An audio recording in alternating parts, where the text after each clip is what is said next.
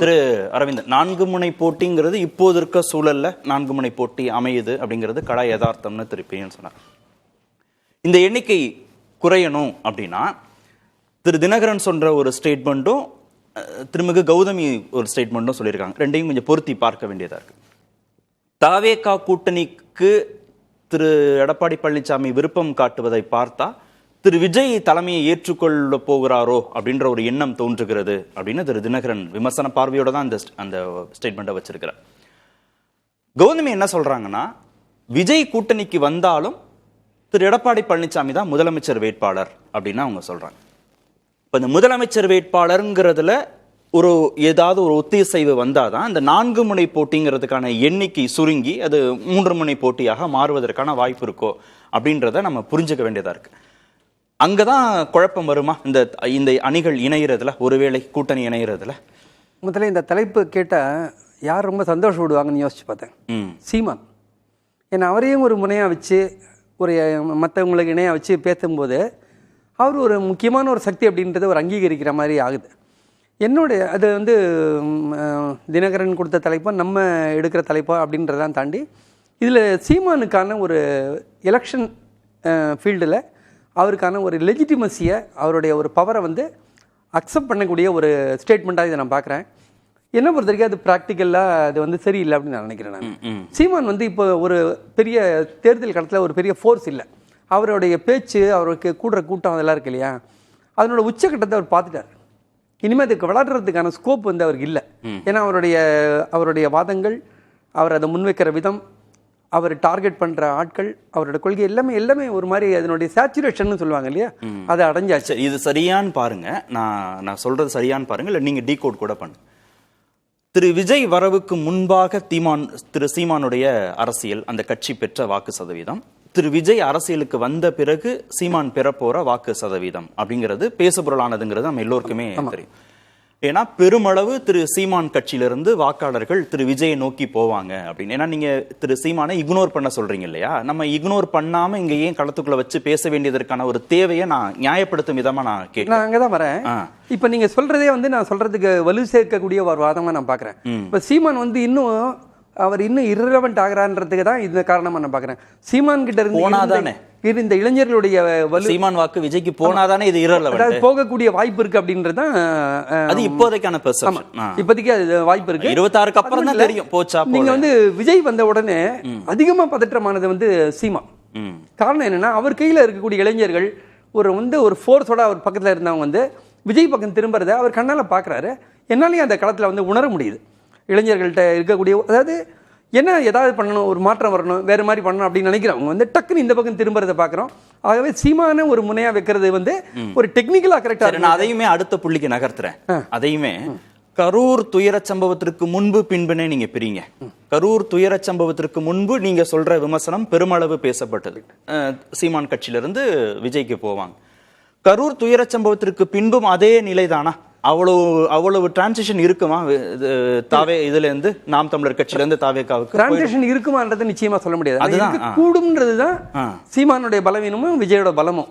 இப்போ கரூருக்கு பிறகு என்னன்றது விஜய் அடுத்த கட்ட நடவடிக்கை எடுக்கிறதுக்கு அப்புறம் தான் நம்ம சொல்ல முடியும். அது எடுத்து அவர் திருப்பி களத்துக்கு திருப்பி அவர் ஒரு முழு வேகத்தில் அரசியலை தொடங்கின அப்புறமா தான் விஜய் அந்த தொடங்கின இடத்துல அந்த வலுவான ஒரு இடம்னு நம்ம எல்லாரும் நினைச்சோம் இல்லையா. எல்லாருக்கும் விஜய் ஒரு சக்தி அப்படின்னு நம்ம நினைக்கிறதுக்கான ஒரு சூழல் உருவாச்சு இல்லையா. அந்த சூழல் அவர் தக்க வச்சிருக்காரா, இழந்துட்டாரான்றது அவர் திரும்பவும் ஒரு தீவிர அரசியல் ஆரம்பிக்கும் போது தான் வரும். இது வரைக்கும் நம்ம அதை ஒன்றும் சொல்ல முடியாது. நம்ம இந்த நிமிஷம் வரைக்கும் விஜய்க்கு என்ன இருக்கோ அதை வச்சு தான் பேசுகிறோம். அப்படி பேசும்போது நான் இது 3 முனை போட்டி ஒரு வேளை வரும் அப்படின்ற பட்சத்தில் இதனுடைய அதிகபட்சமான அட்வான்டேஜ் தினகரனுக்கு இருக்குன்னு நினைக்கிறேன் நான். ஏன்னா தினகரனுடைய மிக முக்கியமான நோக்கமே, அவருடைய இப்போதைக்கு அவரோட வாழ்க்கை லட்சியமே எடப்பாடி பழனிசாமியை தோற்கடிக்கிறது, அவருடைய வலு இழுக்க செய்யறது, அவரை அவமானப்படுத்துறது. இந்த தேர்தலில் அதுதான் அவர் அந்த அஜெண்டா நிறைவேற்றிக்கிறதுக்கான வாய்ப்பு விஜய் அவர்கிட்ட இருந்ததுன்னா, விஜயோட தலைமை ஏற்கிறேன் அப்படின்னு சொல்லிட்டு அவர் தன்னை கீழே இறக்கிக்கிறது இருக்கு இல்லையா, அவருக்கு இழக்கிறது ஒண்ணுமே இல்லை. அதனால அவர் தானே நான் அவரோட தலைமை ஏற்கிறேன்னு சொல்லும் போது அவருக்கு ஒன்றும் பிரச்சனை இல்லை. ஆனால் எடப்பாடிக்கு அப்படி இல்லை. ஸ்டாலின், எடப்பாடி இவங்களுக்குலாம் ஸ்டேக்ஸ் இருக்கு. ஆனா இவருக்கு டிடிவி தினகரன் ஸ்டேக் அவருக்கு இருக்க ஒரே விஷயம் ஒரு single point agenda target Edappadi அப்படின்றதான். அப்ப விஜய் தலைமை ஏற்றுக்கொண்டு அதை பண்ண முடிஞ்சதுன்னா அவர் வந்து சந்தோஷமா அதை பண்ணுவாரு. ஒருவேளை அந்த கூட்டணி அமைஞ்சா அவருடைய நோக்கம் நிறைவேறதுக்கும் வாய்ப்பு இருக்கு. ஏன்னா பல தொகுதிகளில் அதிமுகவுடைய வெற்றி வாய்ப்பை அவங்களுடைய வந்து போன தேர்தலில் வந்து குறைச்சிருக்காங்க. அதை நம்ம பார்த்துருக்கோம் 2021 சட்டமன்ற தேர்தலில். அப்புறம் இவரு வந்து ஒன்று சொன்னார் இல்லையா, காங்கிரஸ் வந்து போறதுக்கான ஒரு ரிமோட் சான்ஸ்ன்னு சொன்னார் இல்லையா, அது வாய்ப்பு இல்லைன்னு நான் நினைக்கிறேன். என்ன காரணம் அப்படின்னா, காங்கிரஸ் வந்து திமுகவுக்கு வந்து காங்கிரஸ் வந்து பெரிய அளவில் ஓட்டு டிரான்ஸ்ஃபர்லாம் ஆகிறது இல்லை. ஏன்னா காங்கிரஸுக்கு அந்த அளவுக்கு இப்போ பலம் கிடையாது.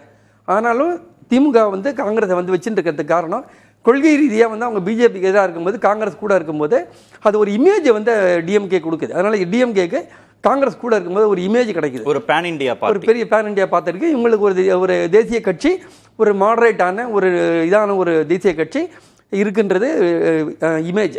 காங்கிரஸை பொறுத்த வரைக்கும் சட்டமன்றத்தில் அவங்களுக்கு வந்து ஒரு இருப்பு வேணும்னாக்க திமுகவுடைய ஆதரவு வேணும்.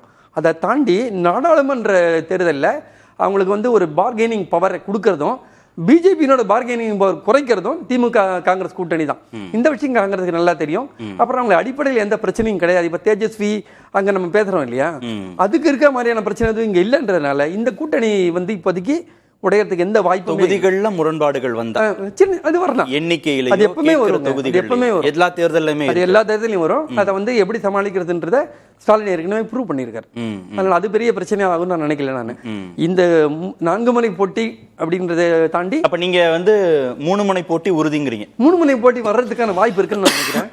ஏன்னா விஜய்க்கு வந்து அதில் அட்வான்டேஜ் தான். ஏன்னா அவரோட தலைமையை ஒருத்தர் ஏற்றுன்னு ஒரு கூட்டணி வருது. அவர் ஏற்கனவே சொல்லிட்டாரு, எங்களோட தலைமையை ஏற்றுட்டு எங்களுடைய கொள்கைகளை எங்களுடைய திட்டங்களை தான் என்ன முதலமைச்சராக ஏற்றுட்டு எங்கள் தலைமையில் ஒரு கூட்டணி ஆட்சி அமைகிறதா இருந்தால் யாரும் என்கிட்ட வாங்கன்னு சொல்றாரு.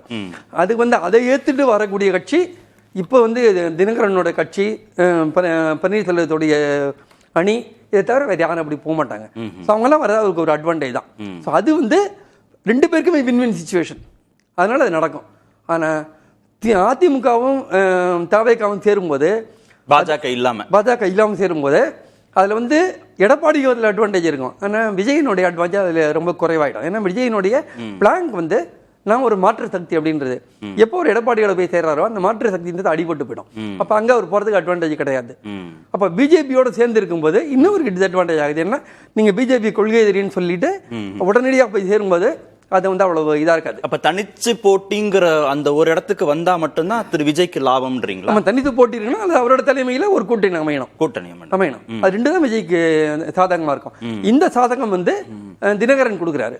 அதனால அதுக்கு வந்து ஒரு பிராக்டிகலா ஒரு பாசிபிலிட்டி அதிகமா இருக்குன்னு நான் நினைக்கிறேன். ஓகே, நம்ம அதுக்கப்புறம் இதனுடைய விளைவுகள் குறித்து அடுத்த இதுல நம்ம பேசுவோம். திரு அக்னேஸ்வரன், இப்போ 4 முனை போட்டி 3 முனை போட்டி 2 இடத்துலயுமே திரு விஜய் தனித்து போட்டிங்கிறது தான் அவருக்கு லாபம் அப்படின்னு ஒரு இடத்துல வந்து நிக்கிறாங்க. 2 பேருமே நிக்கிறாங்க. திரு பிரியனும் நிக்கிறாங்க, திரு அரவிந்தனும் நிக்கிறாங்க. இதுல திரு எடப்பாடி பழனிசாமியோட கூட்டணின்னு ஒரு பொசிஷன் வந்தா அவருக்கு தான் லாபம், திரு எடப்பாடி பழனிசாமிக்கு தான் லாபம், திரு விஜய்க்கு ஒன்றும் லாபம் இல்லை. பாஜக இருந்தாலும் சரி, பாஜக இல்லைனாலும் சரினா இதை எப்படி அதிமுக வந்து சாத்தியப்படுத்தும், ஒரு கூட்டணியாக சாத்தியப்படுத்தும் விருப்பப்படுறாங்க? அதிமுக எப்படி சாத்தியப்படுத்தும்? நாம் வந்து தமிழ்நாட்டில் 4 முனை போட்டி அப்படின்னு நம்ம பார்க்குறோம். ஆனால் 2026 சட்டமன்ற பொது தேர்தலில் வந்து அது 2 முனை போட்டியாகத்தான் இருக்கும். 4 முனையாக நின்றாலும் சரி, அது 2 முனை போட்டியாக தான் தமிழக மக்கள் 4 3 ஆக்கி 3 2 ஆக்கியாச்சா?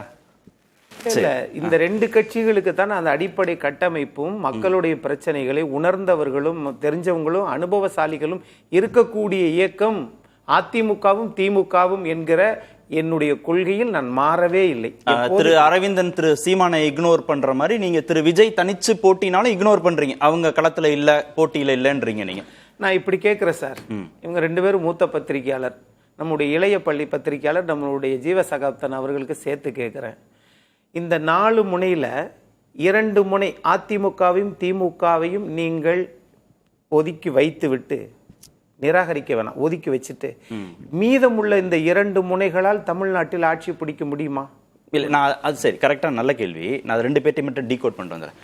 பிரியன் சார், இந்த 4 முனை போட்டிங்கிறத ஏன் சார் வந்து இக்னோர் பண்றாரு திரு சீமானனா, திரு அக்னீஸ்வரன் கேட்ட கேள்விதான், அவங்களால ஆட்சியை பிடிக்க முடியுமா அப்படின்னு.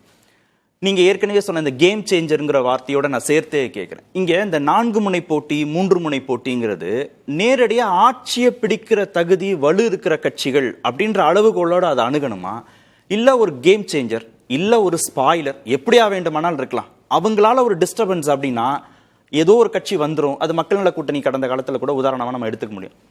அந்த உள்ளடக்கத்தோட திரு சீமானையோ திரு விஜயோ பார்க்க முடியாது. அப்படின்னா இது 4 முனை போட்டி 3 முனை போட்டி கிடையாதா, 2 முனை போட்டி தானா? இல்ல, சீமானை பொறுத்தப்பட்ட ஒரு தன்னை முதல்வர் என்று சொல்லிக்கொண்டு ஒரு களமாடல அவர் ஆக்சுவலா தனித்து போட்டியிட்டார், கூட்டணி இல்லாம போட்டி போடுறார். அது 8, 10 ஆனா ஒரு புரிந்து கொள்ளக்கூடிய பொருள் தானே சார், அவர் தானே முதல்வர் வேட்பாளர். கட்சியில அவர் தான் வந்து சப்போஸ் மெஜாரிட்டி பெற்றாருன்னா அவர் தான் முதல்வர், சந்தேகம் இல்லை. பட் இங்க வந்து முதல்வர் ஒருத்தர் விஜய் என்ன சொல்றார், நான் தான் திமுகவுக்கு போட்டி, நான் தான் வந்து முதல்வர் கேண்டிடேட், என் தலைமையில் கூட்டணின்னு சொல்றார். அவர் புதுசா வந்திருக்காரு, ஒரு பெரும் செல்வாக்க கையில வச்சிருக்காரு. அதனால வந்து அவர் வந்து தன்னை முன்னிலைப்படுத்துறார், தான் பிரைமரி ஃபோர்ஸ்ன்றார். அவர் ஆக்சுவலாக அந்த பிரைமரி போர்ஸ்ன்னு சொல்றதுனால தான் அவர் ஏடிஎம்கே கூட போவாரா அந்த ஒரு டவுட் இருக்கு. ஏடிஎம்கே பாஜக கூட்டணிக்கு போகவே மாட்டாருன்னு என்னோட கணக்கு. ஏடிஎம்கேவோட போவாரான்னா அதுவும் யோசிக்க வேண்டிய ஒரு விஷயம். அவங்க ட்ரை பண்ணி பாக்குறாங்க, ஏதோ பிரைமரி ஃபோர்ஸ்னா போக மாட்டாங்க தான். பிரைமரி ஃபோர்ஸ்னா போக மாட்டாங்க, பிரைமரி ஃபோர்ஸ். அதனால அவங்க போக மாட்டாங்க. அவங்க தோக்குறாங்களோ ஜெயிக்கிறாங்களோ சார், நான் வந்து அடுத்தது அரசியல்ல வந்து நான் திமுகவுக்கு அடுத்தபடியா நான் வரேன் அப்படின்னு ஒருத்தர் வராரு.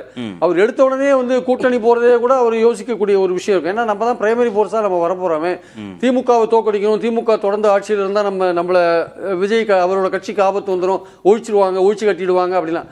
அது மாதிரிலாம் ஒழிச்சு கட்டுறதெல்லாம் அடுத்த தடவை திமுக ஆட்சிக்கு வந்தா வேற எந்த கட்சியுமே இருக்காதா அப்படிலாம் நம்ம பார்க்க முடியாது.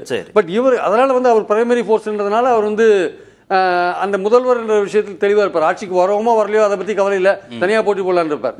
இவங்களுக்கு என்னன்னா அதிமுகவுக்கு ஒரு கட்டமைப்பு இருக்கு. அதிமுகவுடைய பலம் என்னன்னா அதிமுகவுக்கு கட்டமைப்பு இருக்கு, ஆனா பலமான தலைவர் இல்ல. எடப்பாடி ஒரு செல்வாக்கு மிக்க தலைவர் கிடையாது. அதுல வந்து எந்த விதமான சந்தேகம் கட்டமைப்பு வச்சுதானே சார் நம்ம இருமுனை போட்டின்னு அவரு அதான் மாறுது. அங்கதான் அங்க கேம் சேஞ்சர் வர்றாரு. நீங்க ஆளுமையா நீங்க சொல்றீங்கல்ல, அவர் கட்டமைப்பு வச்சுதானே. ஜெயலலிதா ஒரு ஆளுமை, அதிமுக ஒரு கட்டமைப்பு உள்ள ஒரு கட்சி. ரெண்டும் சிங்க் ஆகும் போது வெற்றி வருது, தோல்வி வருது, வெற்றியும் வருது. சரி, இங்க வந்து அதிமுக கட்டமைப்பு இருக்கு, அது இப்ப கட்டமைப்பு சவுத்துல டெல்டால எல்லாம் உடைஞ்சிருக்கு. இவர் வந்து செல்வாக்கு மிக்க தலைவரும் கிடையாது. கட்டமைப்பும் வேணும், செல்வாக்கும் வேணும். செல்வாக்கும் வேணும், ரெண்டுமே இருந்தாதான் நீங்க வந்து ஒரு தோல்வி இப்ப 3 10 தோல்வின்னு சொல்லி விமர்சனம் பண்றாங்க. நான் அதுக்குள்ள கூட போக விரும்பல, வச்சுக்கோங்க. தோல்வி எல்லாம் சகஜம்தான். ஆனால் செல்வாக்கு இல்லைன்றது உண்மை. அதனால வந்து இவராலேயே முதலமைச்சராக முடியுமான்றது எனக்கு டவுட்டா இருக்கு. அந்த பைபோலார்ல வந்து விஜயை ரீப்ளேஸ் பண்ணுவாரோ அதிமுக ஒரு விஷயம் கூட இருக்கு. அதனால விஜய் வந்து தனியா நின்னாலும் தனியா நிக்கிறதுக்கு கூட யோசனை பண்ணுவாரு. இபிஎஸ் வந்து பொசிஷன் பண்ணிடுவாரு. பைபோலார்ல விஜய் 23% அவருக்கு இருக்குன்னு ஒரு சர்வே சொல்லுது சார். இவருக்கு வந்து 18% 19%. அக்னீஸ்வரன் நேரம் அதுக்காக வந்து சொல்லுங்க சார். அளவுகோல் வந்து ஆரம்பிச்சு வச்சுட்டாங்க. இல்ல நான் வர இல்ல சார், நீங்க சொல்றதுக்கு தான் எனக்கு இந்த பாயிண்ட்ஸ் கிடைச்சாதான் உங்ககிட்ட பேசுறதுக்கு. கட்சி வந்து ஆட்சி பொறுப்புக்கு வந்துடும் அப்படின்றதுல தான் இந்த 4 முனை 3 முனைன்னு பேசணுமா, இல்லை அவங்களுடைய ரோல் சின்னதாக கூட இருக்கட்டும். மக்கள் நல கூட்டணி போட்டி போடும் போதும் பெருமளவு அதை எதிர்பார்க்கப்பட்டது, ஆனால் வாக்கு சதவீதம் குறைதான். ஆனால் யாருக்கு அவங்க வந்து ஃபேவராக இருந்துச்சு அந்த கூட்டணிங்கிற அடிப்படையில் கூட அவங்களை பொருட்படுத்த வேண்டாமா நம்ம முனை போட்டி? அதான் ஒரு வழக்கறிஞர் சொல்லும்போது ஆட்சியை பிடிக்கக்கூடிய கூட்டணிகளை மட்டும் கணக்கில் எடுத்துட்டு நம்ம பேசுறதுன்னா 2 முனை போட்டி தான் நடக்கும், இவங்களா தான் நடக்கும். அது எப்போதுமே பைப்போலார் தான், நம்ம எப்பவுமே இருக்கோம். மூன்றாவது வந்து யாராவது ஒருத்தரை வின் பண்ணவோ தோக்கடிக்கவோ கூடிய ஒரு சக்தியாக தான் அமையும். அவங்க என்னதான் தன்னை வந்து முதலமைச்சராக கிளைம் பண்ணா கூட அப்படித்தான் அமையும். அது வந்து எல்லா தேர்தலிலும் இருக்கக்கூடிய யதார்த்தம் தான். ரொம்ப மிக மிக சில சமயங்களில் மட்டும்தான் இந்த 3 பேர்ல யாருன்ற கேள்வி வந்து வரும். இப்ப நான் வந்து இங்க வந்துருச்சா இல்ல நான் வரேன், அதாவது வரக்கூடிய வாய்ப்பு இருக்கா அப்படின்னு தான் நம்ம பார்க்க முடியும். நம்ம வந்துட்டான்றதை நம்ம வந்து இன்னும் நான் சொன்ன மாதிரி விஜய் வந்து இன்னும் களத்துக்கு இறங்கி அவர் இது பண்ண சமயத்தில் ஒரு பெரிய ஒரு பின்னடைவில் அவர் உட்காந்துருக்காரு. அவர் திரும்ப களத்துக்கு வந்தால் தான் நம்ம அதை அசஸ் பண்ண முடியும். இப்போதைக்கு அவருக்கு அந்த பலம் இருக்குன்னு வச்சுப்போம். அப்படி இருக்கிற பட்சத்தில் விஜய் தலைமையில் தினகரனோட கூட்டணி அமைஞ்சா அது என்ன நடக்கும் நம்ம யூகிக்க முடியாது. அதுக்கு வந்து ஒருவேளை வந்து அதுக்கு ஆதரவு கிடைக்க வாய்ப்பு இருக்கேன்னா மாற்றம் வேணும் அப்படின்றது தான் விஜயினுடைய ஒரு. அதை கூட நீங்க சொல்லும்போது அதிமுகவுக்கு பலவீனம் தானே சொன்னீங்க. அதிமுக பலவீனம் விஜயும் ஆமா அதிமுக. ஆனா தேர்தல் நெருங்க அது ஒரு மாற்று சக்தின்ற அளவுல கூட அது வந்து மேல வரதுக்கான வாய்ப்பு எப்படி போகும் சொல்ல முடியாது.